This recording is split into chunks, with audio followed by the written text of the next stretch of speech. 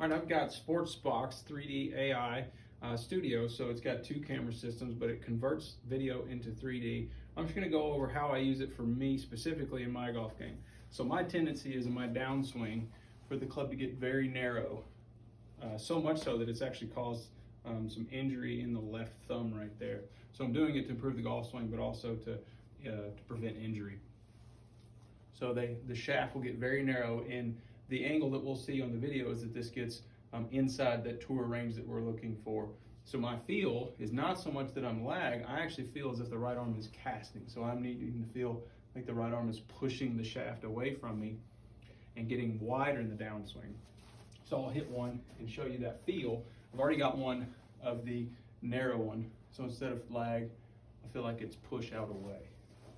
So I get to the top, take the right arm, feel like it straightens, pushes away, and then I can use the ground as the club gets wider. All right, I'll pull that up on SportsBox and we'll take a look.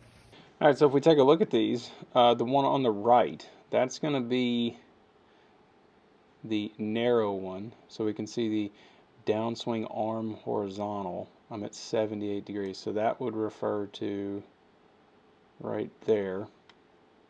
The shaft is starting to get a little narrow. So that would be this angle there. Alright, and that shows up yellow because it's outside of tour range. This one shows up wider, so that'd be 86. Now, the correlation between this and pelvic lift for me, I'm unable to push off the ground and get any sort of lift with the pelvis when the angle becomes too narrow. So when that angle becomes too narrow, there's a lot of pull down, and then the pelvis can't extend and push up. And I can actually see a little bit of a chase move right there through impact. That for me tends to cause the ball to go left.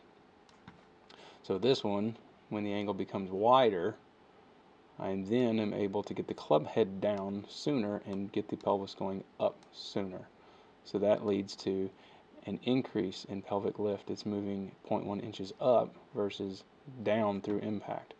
So that lead wrist angle being wider allows for the club head to speed up, the handle to work up, raises my ball flight, and then increased swing speed nearly 6 miles an hour in those two. When I feel the head go wide, I can push up, I can hit the ball higher, and I can speed the club up dramatically.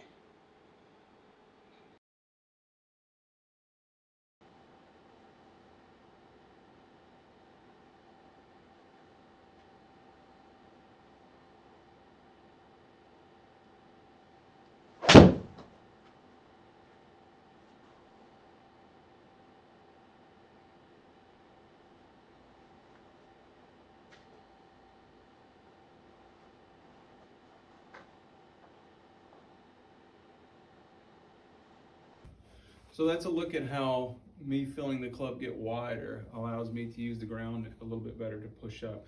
But what that also is going to do with my driver is going to allow me to hit up on the ball. So my tendency is this gets narrow, pulls down, my attack angle goes down, and I'm unable to hit up on the ball. So that leaves me having to use like a 10.5 up to 11.5 degree driver just to get it up in the air.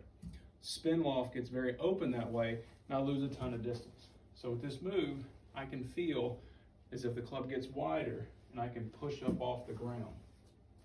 So the hopes with this for me is it helps to get my launch angle up with a 9 degree driver, because I can then hit up on the golf ball, possibly speed the club up a little bit too.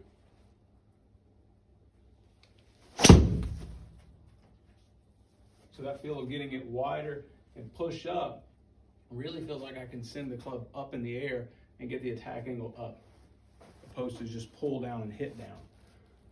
So that shot, I actually got the attack angle to 1.7 up.